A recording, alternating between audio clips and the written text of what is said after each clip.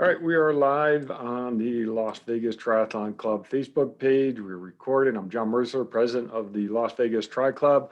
We've got Bob Gambo, co-host of our member Spotlight. Hey, Bob, how's it going? It's wonderful. How you doing? Good. Good. Welcome, folks. Yeah, dealing with this wind right now. All right, so tonight is a special night. One, we're doing this on Wednesday instead of Thursday, so that's special. And then two, we're doing our first couple member Spotlight. And I am so glad to have Ken and Dawn Bettinger as our first couple to do this. And this is going to be exciting because one, you're both triathletes and very accomplished triathletes. And two, it's a couple. And, you know, it's so important. You know, I always say triathlon's an individual sport, but we never do them by ourselves. And when you have two people doing triathlons, it's going to be fun to sort of tap in how you make that work tonight. So it'll be fun. How are you two tonight? Doing pretty good. Really good. Awesome. Well, and I really came to know you as a couple when we all went to Vineman years ago. Yeah. Wow. How many years ago that was? That was so much fun. Yeah, that was before Ironman took it. So that was that was the classic race before it was Ironman took over. Yeah. So it's really great to have you on. I'm going to turn the mic over to Bob to do the official introduction. Okay. Well, hello again, folks. This is Bob. And as John said, this is going to be a lot of fun. We got Ken and Dawn Bettinger. What's interesting is they, everybody knows that you have support when you're doing triathlons.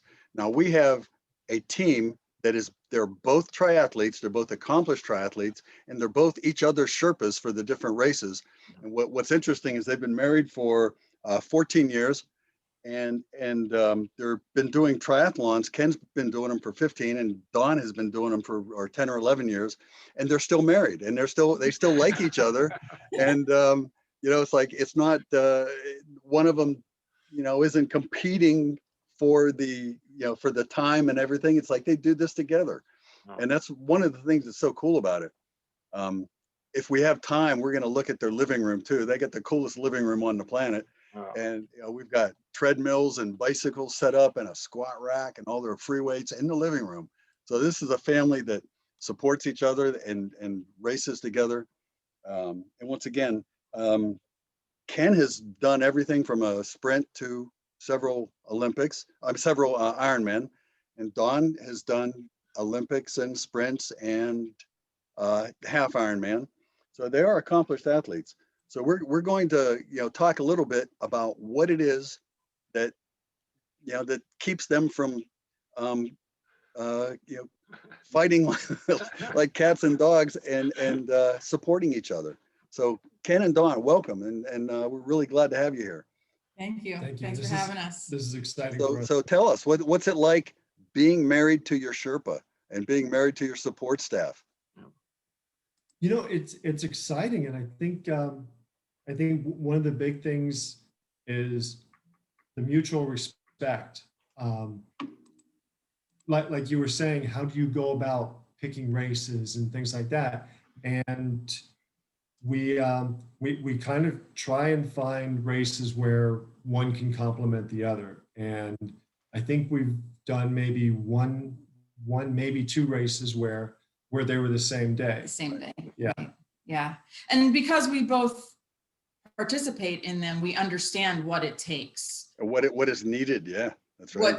What is needed from him, because he's working full time. I've been retired now for the last 2 years, so it's been a little bit easier that way, but I understand what it takes for him. And I understand that with his work schedule and his training schedule and all of that we're just not going to have the time that a normal married couple would have. This is normal for us. Oh, isn't that ideal? Gosh, how soon are you going to retire, Ken? If I have anything to say about it, it'll be sooner rather than later. Yeah, good. But he still has about 6 years. Ironman races are expensive, Bob. You're telling me. That's one of the reasons I'm not retired yet, is because I got a very expensive triathlon habit. You ought to see my garage with bicycles. Yeah, that's we jumped ahead of ourselves. What I wanted to also find out, how did you two meet? And tell us about that, because you met through triathlon. We met at work. Okay. work, and Ken was talking about doing triathlons, and we had a group of friends that all had lunch together, and so we talked him into signing up for this triathlon that he kept talking about and talking about. It's that old adage about if you want to make sure you do it, tell people about it. Right. Okay. So Sure. I made So sure that our you're committed then. Yeah. So I made sure that our group of friends was all at the finish line. It was up in Boulder City. Yeah. Was it? Pumpkin Man. Pumpkin Man was the first one that he did. Yeah. So yeah, we were all out there. And he told us later that he wasn't sure he was going to make it through the swim, but he knew that we were all up there waiting for him. So he had no choice. Yeah. Hey, that's part of it. The incentive to keep going. It's like, I got Yeah. somebody waiting at the finish line, you know? Yeah. Yes. And then I wasn't really doing anything at that point. In fact, when we met, I was a 180-pound pack a day smoking couch potato. I really did. Wow, I didn't know that. Whoa, I didn't either. Yeah, a lot of people don't. And then after we got married, I asked him to buy me a bike. I wanted to spend more time with him. I asked him to buy me a bike so that I could at least ride while he was out running and we could spend more time together. And it just kind of took off from there. She had this little boom box on the handlebars. And so when she wanted me to do my speed work, she'd speed up. And if I stopped hearing the music, I had to run faster. Oh, I True. love it. It's So, my way of supporting him. Hey, baby, you want to get to that finish line faster? Let's go. I like the mental picture of the boombox on the handlebars. That's Yeah. Well, it was a beach cruiser, so it was easy. Yeah. John, you were saying something? yeah, no, that Dawn, that is amazing. I did not know that you came down from that weight in a pack a day. So tell us about your first race and what was that like? And how soon after watching the race did you sign up for a first race? For me, Yeah. well, the first race that I did was actually a 5K. It was the Henderson Library inaugural 5K race. And I read the course and I was training it, but on race day, it actually went the opposite direction. So instead of running up the hill, I was running down the hill, which made me very, very happy. And there was a group of cadets. And, the cadets, they have their name on their back pocket. So it was the fastest race I ever did because I was trying to read all the names of the cadets in front of me. Oh, you weren't trying to read the names. You were looking at their I was. back pockets. Yes. But my first triathlon was a super sprint down in Arizona. And my aunt lives down there. And she came out and she was sitting watching us, and it was a 400-yard swim in a pool, and then an 8-mile bike and like a 2-mile run. Oh, I perfect did. first distance. Yeah, it was my very first one, and it was in the pool, so it was fantastic. And then I had Iron Girl about a month after that, and it was challenging, and I cried, because I wasn't sure I was going to do it. And then I cried because I actually completed it. And I didn't think that I was the athletic type. You have that image in your mind of what an athlete looks like and you're going to feel like. And Right. so there was a lot of emotion when I started it. And Ken was already doing half Ironmans and signing up for Ironmans. And we made a deal at that point that I would stay out of his lane and only do sprint and Olympic, and he would stay out of my lane. And I had to make her promise that because she tore up my time from my first sprint. From the first sprint, yeah, she beat it by like half. I'm not that competitive, but he did a sprint, and then my son did a sprint, and then the next year I did a sprint. And as I'm flying by my son, who's out there trying to support me, I'm flying by him on the bike, and I'm like, I'm going to kick your. Oh. So that was, I did. Yeah. I beat their time, but I think I just didn't know what I was doing. And, I didn't take my time on anything, and I was exhausted at the end of a sprint. Oh, that's wonderful. I love it. But I have gone in his lane. I've done a couple of halves now. Yeah. So when you said so Ken, your lane is the distance one. So what got you targeting an iron distance event, and which one did you sign up for first? So I figured it was the only safe way to keep her from beating me. No, so my first one was Vineman, which again was just such an amazing race. I think I just gravitate toward the longer ones. When I did the sprint, I can't believe I really had this thought. I was like, oh, it didn't kill me. Let me try an Olympic. Mhm. And then I moved on from there. I really enjoy the challenge, and I enjoy training. Yep. So it's just moved up. Well, that's important to keep the two of you together, is that you both enjoy training, Mhm. right? I don't think it would be possible for two people to do triathlon like this if you both didn't enjoy it, and then you realized each other enjoyed it. You have to keep going, because it takes so much time and effort. It does take a lot of time, and it's actually just for us more time that we get to spend together. Mhm. Now, I want to go back for a second. Dawn, you said you did the Iron Girl. Was that a half Ironman distance? No, the Iron Girls were all Olympic. Okay. So you went from sprint, a month later, you did an Olympic. Yeah. And this is what's interesting, because I can relate to this, is you did this and you went, oh, I'm really not an athlete. I'm really not a triathlete. And you just finished a sprint and kicked your husband's rear end, on the time. And then a month later, you did a triathlon, you did an Olympic. So you realize now you're an athlete, right? You're a triathlete. So I still don't call myself an athlete because I don't have the physique that I consider to be an athlete. But that's what the living room is for this year. This year, I've declared a year of health and fitness, and I'm just really trying to not carry around some of the extra weight so that I can do better at my half this year. Yeah, there you go. And I think because I'm in my late 50s and I didn't start till I was in my mid 40s, that I just don't really still consider myself. You got to get over that. I know that's to get over that. I'm sorry. It's a image thing, and I think some of the females might understand the image more than the men, because the females with their body image always it's an issue. But That's great. But what I know about the two of you is you both support each other a lot. yeah, And that's, that brings a lot of joy to both of you, I'm sure, and allows you to, target races. So what was your sport background for each of you? What were you doing prior to? I know, Dawn, you nothing. nothing. And Ken, what was your background?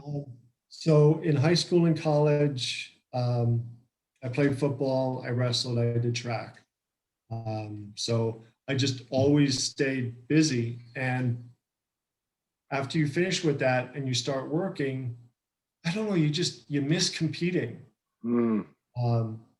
And triathlon was an area where I could get back out and I could actually compete again. Mm-hmm. And that was the joy of it. It wasn't, I don't ever expect to hit a podium unless I'm the only one racing, but just Oh, come on, you're doing great. Yeah. Well, not as long as you're in the same age group. But seriously, just the thrill of being able to be out there. And I think Yep. that's one of the great things about triathlon. I've seen people, real competitors will watch the Ironman on TV and we'll see one of the professional competitors stop to help another one. Yep. And triathlon, that's really what it seems to be about. Yeah. It is, Dawn, and you had mentioned that too, as far as what you like about the club and what you like about triathlon in general is the support everybody gives each other.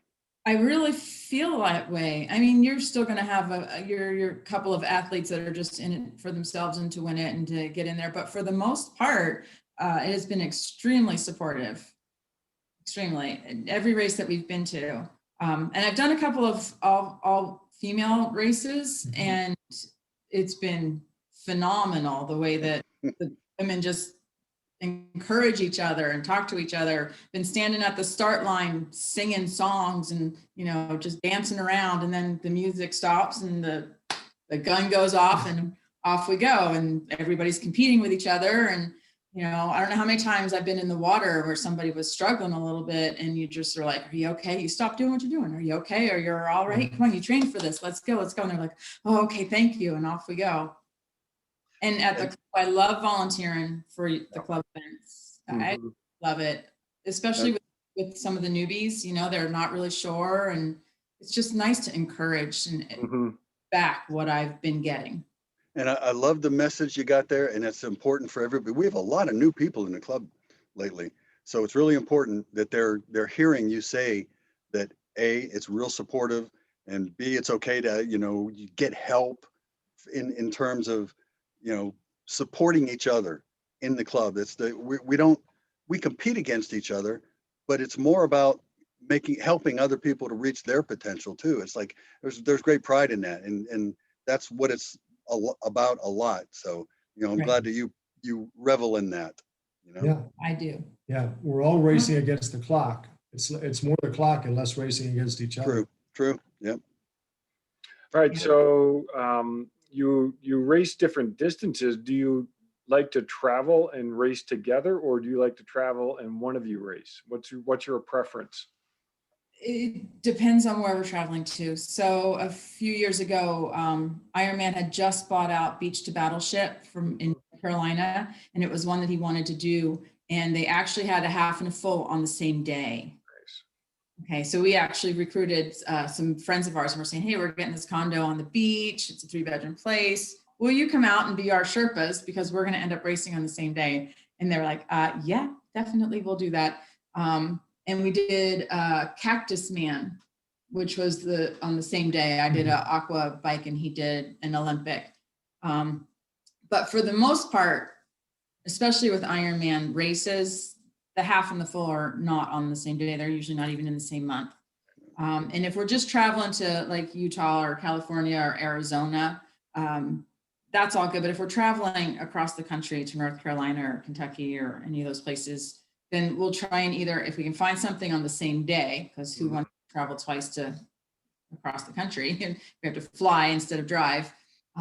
But it's easier to Sherpa and support and be out there if we're racing separate days. Yep.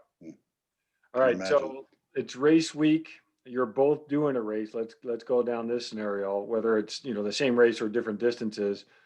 What's race week like in the Bettinger house before? So, because I imagine you both approach racing maybe a little differently, or maybe you approach it the same way. Is the stress level high, or do you folks manage it? So race week, I'm completely in my head. Okay? And she keeps me completely grounded. And Dawn, amazing organizationally. Okay. Race week, our dining room table is nutrition. Okay. Our living room is already set up for our swim, bike, and run. Okay. If it weren't for her, yeah, I'd have forgotten a wetsuit. I'd have probably forgotten my bike. So yeah, I make lots of lists. Yeah, that's great. And I make separate lists for us because I cross everything off as I'm doing mine. And if it's crossed off, then he thinks that I already picked up his. So I get separate lists and I'm like, okay, this is your list. Let's just make sure everything is there. And sometimes that works for him. We just went to California this weekend. We were going to be doing back-to-back 75-mile rides. And he forgot his windbreaker and his Camelback. I'm like, but it was on the list. Not my fault. Hey, I have a question talking about how the two of you, train together and race together. What about nutrition? Who does the cooking, and do you eat the same things? And you have different needs as far as for nutrition needs when you're training and recovering and racing. So Dawn does all the cooking. I think I cooked once. And, oh, aren't you the lucky guy? Well, that's why we're both healthy, is because I'm not. So a lot of our nutrition is the same, but different amounts. A lot of our training is the same, but different amounts. Like I'll just piggyback off of what he's doing, but do half of it. But I'll do the same things. We'll both go out for a ride together. We'll both go for a run together. We'll both go for a swim together, that kind of thing. And I just do about half of what he's doing. And then nutrition, especially now that I'm retired and I'm home all the time, it's been a lot better because I have the time to cook and everything. And we have a fridge freezer inside and a fridge freezer outside, and then another freezer out there. So on days that are the off days, I'm shopping and cooking and freezing, so that on our long days when we don't really have the time, I can just pull something out of the freezer and defrost it. If anybody out there has recipes for good snacks on the bikes, even savory ones, put them in there somewhere. I'll take That's a good idea. We gotta start sharing recipes and stuff like that. Yeah, that would be awesome. We just started making our own electrolyte drinks or have on the bike. He loves iced tea. He loves Diet Coke, but we're breaking him off of that. So iced tea, and instead of buying the sugary iced teas off of in the grocery store, I've been making green tea and putting honey and lemon and a little bit of salt in it, so that we have something that's not super, super sweet, but it still has all of the good stuff that we need. So now You don't have to take a mortgage out to buy a bag of it. no. Yeah. And I think that's one of the other cool things about triathlon. 15 years later, there's still something more to learn. Yeah, always. That's wonderful. Always. All right. So I want to hear from each of you your proudest triathlon moment. That's a tough one. Yeah. I'm going to say my first half, which was the beach to battleship in North Carolina, because I didn't think I could ever do that distance. We have a joke, don't ever say never. After one of his races, I was up in Boulder City waiting, and Kara Miller was there, and she's like, so when are you going to do one? I'm like, never. And I'm doing half Ironman. So we never say never. But in North Carolina, the fact that I actually finished, and I finished it in under 8 hours, and probably at that point in time was closer to 160 pounds than I am right now. I actually under Athena. Wow, so it makes me happy. And I finished, and I didn't die, and it was hot and humid and all of that. What's one of your proud? You know, and I think Vineman, that first it's the first Ironman, one. Yeah. It wasn't just about the race, although finishing it was pretty amazing for me. We when you talked again about how it's an individual sport, but you don't do it on your own. Dawn found this amazing little breakfast. Verbo. Oh yeah. Okay? And the people who owned it were right next to us. I come home from finishing it. They've got congratulations, Ken, up on. Yeah, they put up a big banner on the garage door that said congratulations, Ken. They came over the next morning with a bottle of sparkly, and we had like mimosas for breakfast the next morning. Yeah, it was really cool. In fact, they're on our Christmas card list. Oh, I love it. That's great. That's great. Hey Ken, what's it like finishing the Ironman compared to finishing an Olympic? You know, something shorter. It's just tremendous finish, tremendous feeling. You know, I'm not going to say it's really anymore, because when you're out there doing a sprint or an Olympic, you're out there and you're going hard. Now, you might not be out there all day, but if you're out there all day, you're pacing yourself. Okay. So I am a strong believer that each one is just as hard. It's just hard in a different way. The big difference, I guess, to me is that when you do an Ironman distance, especially, it's not that race, it's everything leading up to the race. We have a full-on agreement. Okay, I know you're doing this, so for the next 6 months or whatever, I know these other things take a back seat. So that feeling of accomplishment at the end of that 6 months, 9 months, whatever it was that it took to train to get me there, that's that feeling of accomplishment. But I got to tell you, if I put everything into an Olympic and I finish it with a great time, I am going to be waving from that.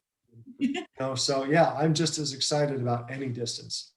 Well, Awesome. let me ask that same question a little differently. What's it like watching your spouse finish versus finishing yourself? It is, it's so cool because, again, Dawn comes from this idea that she's not an athlete. Okay. And she takes all this other stuff with her from when we did Beach to Battleship, we got to see each other on the course, okay, and break through and give each other a hug and cheer each other on. I got to watch her breaking down as we were going and knowing that, yeah, I go through the same thing, you know, and then watching her get a chance to finish and that feeling of accomplishment that all that time that she put into training comes to fruition and she got to do what she set out to. Mm-hmm. How cool. Oh, there you go. That's awesome. Oh, that's fantastic to revel in each other's victories. That is so cool. So that's why I'm glad we had the two of you on here tonight. That's fun. All right, I've got another couple questions. So. Okay, go for it. Which is harder, racing or being Sherpa? Well, I've done both. It just depends. The Sherpa part, especially for a distance race, is a lot of standing around, a lot of waiting, a lot of checking the trackers and seeing where they are. And he gets in on a run and I'm like, okay, you're doing great. You're doing great. But if you want to finish in that time, you need to step on it. Okay. I'm keeping track more than he is. And I'm asking, you know, did you drink enough water? Do you need another peanut butter sandwich or whatever it is? Make sure that, and try and keep him out of his head so much, but into the race now. So on something like that, I think Sherpa is difficult. Now, is it more difficult than competing in that distance? I'm not going to say yes. I'm just going to say they both have their difficulty. It's a different hard. Yeah, it's a different hard. All right. I want to hear some advice to the new triathlon couple. So if you meet a young couple or maybe a, older couple and you're getting into triathlon, what would be some key points that you would advise them on? Okay. No. This is actually not difficult. Good question. Willing to support. You have to understand if whatever you're going through, that person is going through it too. And you may not be going through it at the same time. So a lot of times I'll ask, what's going on in your head today? What are you thinking about? How are you feeling? What are you going to need? So that I'm not stepping on toes.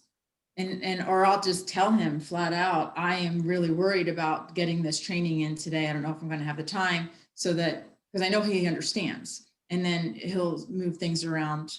So the support, the understanding and the support. There are times where you can be selfish about what you need, but then there are times where you just really need to not be about what you need and figure out what they need. I think that is the one thing that I would say is the most important, is that understanding. And number two, don't put so much pressure on yourself. Just get out there and have a good time. Mm-hmm.